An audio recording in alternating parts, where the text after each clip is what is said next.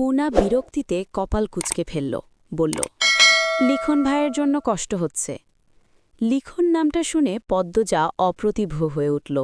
নিজেকে অপরাধী অপরাধী মনে হয়, তাই সে প্রসঙ্গ পাল্টাতে বলল, ওনাকে পছন্দ না তাই কালা বলিস, ঠিক আছে, কিন্তু চাঁদ কেন বলিস বুঝলাম না। পূর্ণা আর চোখে পদ্মজার দিকে তাকায়, এরপর যান্ত্রিক স্বরে বলল, পাতিলের তলার মতো কালা হয়ে আমার চাঁদের মতো সুন্দর বোনকে বিয়ে করতেছে বলেই কালা চাঁদ ডাকি, নয়তো কালা পাতিল ডাকতাম। আবার দরদ দেখিয়ে বলিও না, উনি তো এত কালা না, শ্যামলা। কথা শেষ করে পূর্ণা ঠোঁট বাঁকাল। পদ্মজা শব্দ করে হাসতে শুরু করল, কিছুতেই হাসি থামছে না। পূর্ণা পদ্মজার দিকে একদৃষ্টে তাকিয়ে থেকে বলল, তুমি খুব কঠিন আপা, খুব ধৈর্য তোমার, ঠিক আম্মার মতো। পদ্মজা হাসি থামিয়ে পূর্ণার দিকে তাকাল। সময়টা শুধু দুই বোনের। পদ্মজা মায়াবী স্বরে বলল, আর তুই ঠিক আম্মার বাহ্যিক রূপের জোড়া পর্ব। প্রান্ত প্রেমা হন্তদন্ত হয়ে ছুটে আসে নদীর ঘাটে। পদ্মজার উদ্দেশ্যে বলে, বড় আপা, দুলাভাই আসছে। আমির আসার খবর শুনেই বাড়ির পিছনের দরজা দিয়ে পদ্মজা নিজের ঘরে চলে গেল। এই লোকটা এত বেহায়া আর নির্লজ্জ। গতকাল সকাল বিকাল বাড়ির সামনে ঘুরঘুর করেছে, সেই খবর পদ্মজা পেয়েছে। আজ একেবারে বাড়িতে। বিয়ের তো আর মাত্র 3 দিন বাকি। এতটুকু সময় নিজেকে নিয়ন্ত্রণ করা কি সম্ভব নয়? পদ্মজা কপাল চাপড়ে বিড়বিড় করে, এ কার সাথে বিয়ে হচ্ছে আল্লাহ? উঠানে হেমলতা ছিলেন। আমির বাড়ির ভেতর ঢুকেই হেমলতার পা ছুঁয়ে সালাম করল, এরপর নতজানু হয়ে বলল, কেমন আছেন আম্মা? হেমলতার চক্ষু চড়ক গাছ। আমিরের সাথে মগা এসেছে। মগার হাতে মাছের ব্যাগ, মাথায় ঝুড়ি, তাতে মশলাপাতির সাথে শাকসবজি। বিয়ের আগে এত বাজার, আবার আম্মাও ডাকা হচ্ছে। অপ্রত্যাশিত ব্যাপার স্যাপার। হেমলতা ঢোক গিলে ব্যাপারটা হজম করে নেন। ধীরে সুস্থে বলেন, ভালো আছি, তুমি ভালো আছো? বাড়ির সবাই ভালো আছে? জি জি, সবাই ভালো। আমির মগাকে ইশারা করল। মগা বারান্দায় মাছের ব্যাগ, মাথার ঝুড়ি রাখল। হেমলতা আমিরকে বললেন, এত সব বিয়ের আগে আনার কি দরকার ছিল পাগল ছেলে? আমির হেসে ইতস্ততভাবে নতজানু অবস্থায় বলল, এমনি। যাও, ঘরে গিয়ে বসো। আম্মা? হেমলতা চলে যেতে গিয়ে আবার দাঁড়িয়ে পড়েন। আমির বলল, আম্মা ক্ষমা করবেন, সন্ধ্যের আগে বাড়ি ফিরতে হবে। কোনো দরকার কি ছিল? আসলে আম্মা, পদ্মজার সাথে একটু কথা ছিল। আমির উসখুস করছে, খুব অস্থির। হাত পা এদিক ওদিক নাড়াচ্ছে, কিন্তু চোখ মাটিতে স্থির। হেমলতা আমিরকে ভালো করে পরখ করে নিয়ে বললেন, ঘরে আছে, নয়তো ঘাটে। অনুমতি পেয়ে ব্যস্ত পায়ে হেঁটে গেল আমির।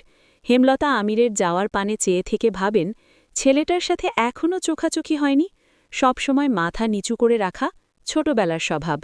হেমলতা মুচকি হেসে লাহারি ঘরের দিকে এগিয়ে যান। পদ্মজার ঘরের শেষ প্রান্তে বারান্দা আছে। বারান্দা পেরোলেই বাড়ির পিছনের দরজা। আমির আসছে শুনে ঘর আর বারান্দার মাঝ বরাবর দরজায় পর্দা টানিয়ে দিল পদ্মজা। আমির ঘরের পাশে দাঁড়াল, পদ্মজা বারান্দার দিকে। পর্দার কাপড় পাতলা, মসৃণ। আমির স্পষ্ট পদ্মজার অবয়ব দেখতে পাচ্ছে।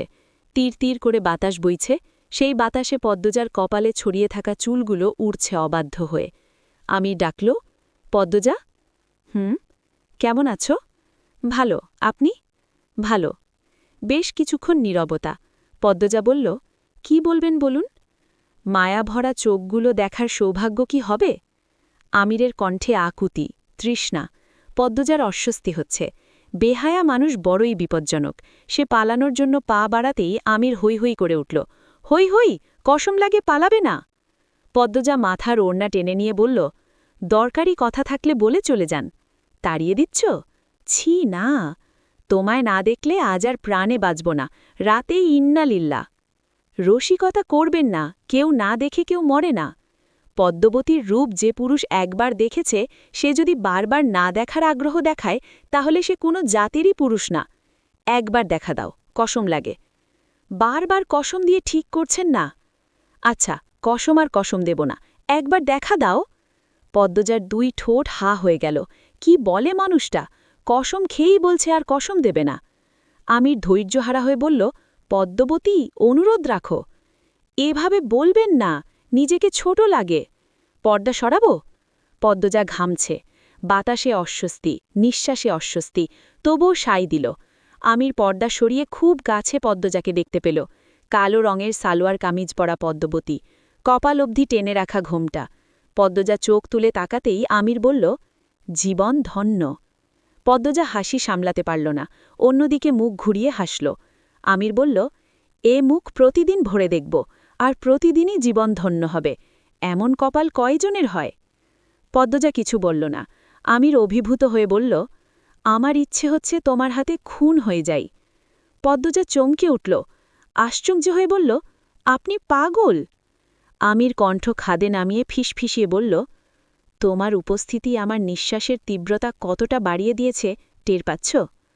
পদ্মজা দূরে সরে গেল, মনে মনে বলল, উফ আল্লাহ, আমি পাগল হয়ে যাব। এই কার পাল্লায় পড়লাম? জ্ঞান বুদ্ধি লাজ লজ্জা কিচ্ছু নেই। আর মুখে আমিরকে পেয়েছি, এবার আসি। আমিরকে কিছু বলতে না দিয়ে পদ্মজা বারান্দা ছাড়ল। বাড়ির পিছনে মগাকে পেল। মগার পথ আটকে বলল, মগা ভাই। মগা সবগুলো দাঁত বের করে হাসল, বলল, যে ভাবি যান।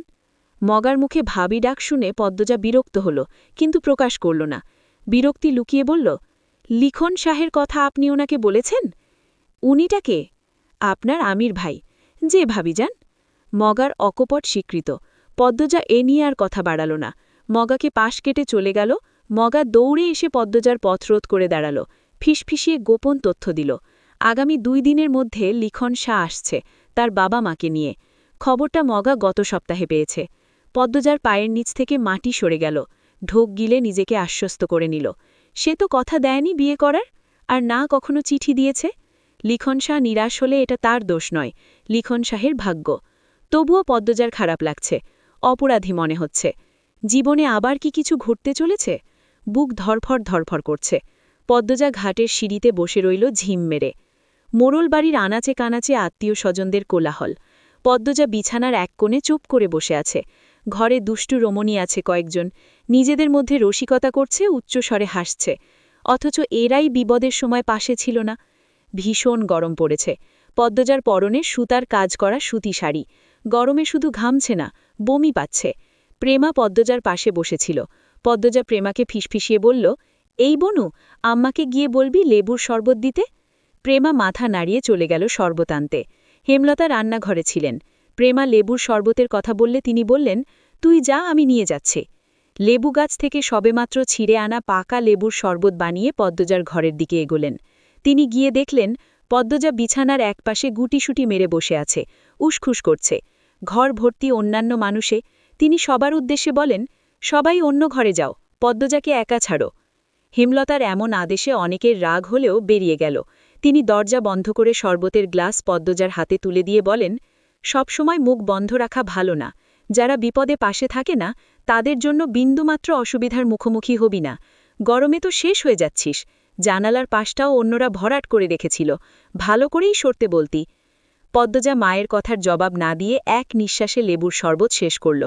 এবার একটু আরাম লাগছে। আলনার কাপড়গুলো অগোছালো। সকালেই তো ঠিক ছিল, নিশ্চয়ই মেয়েগুলির কাজ। হেমলতা আলনার কাপড় ঠিক করতে করতে জিজ্ঞাসা করলেন, কি নিয়ে এত চিন্তা করছিস? পদ্মজা কিছু না বলে বিছানায় আঙুল দিয়ে আঁকিবুকি করতে থাকল। পদ্মজার অস্বাভাবিকতা দেখে হেমলতা কপাল কুচকাল। বলবি তো? পদ্মজা বিচলিত হয়ে বলল, আম্মা, উনি বোধহয় আজ আসবেন। উনি? উনি কে? আমির? না আম্মা, লিখন সাজে উনি। হেমলতা দীর্ঘশ্বাস ছেড়ে স্বাভাবিক কণ্ঠে বললেন, কপালে যা আছে তাই তো হবে। ভাবিস না, আমি আছি, সব সামলে নেব। লিখনকে আমি বুঝাবো। হেমলতার কথা শেষ হতেই পদ্মজা ভেজা কণ্ঠে বলল, উনি খুব কষ্ট পাবেন আম্মা। হেমলতা অবাক হয়ে তাকান পদ্মজার দিকে। পদ্মজা এত ব্যাকুল কেন হচ্ছে?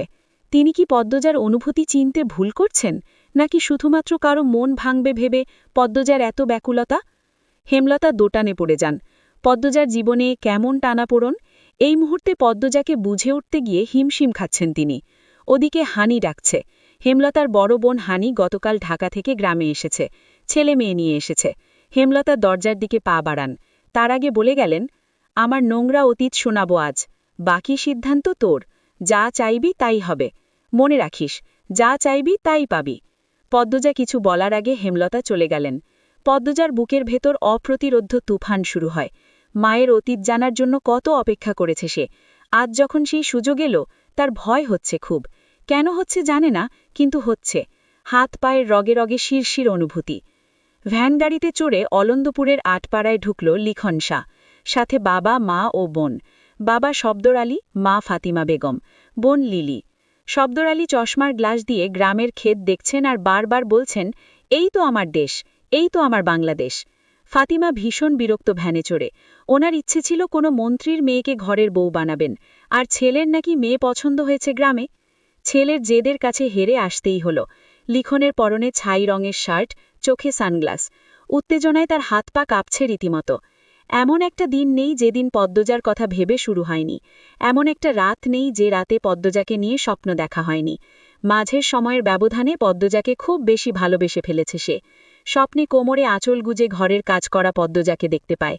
কখনো বা অপরূপ সুন্দরী পদ্মজাকে ঘুমের ঘোরে ঠিক বিছানার পাশে শাড়ি পরা অবস্থায় দেখতে পায়। কল্পনার পদ্মজাকে নিয়ে সে সংসার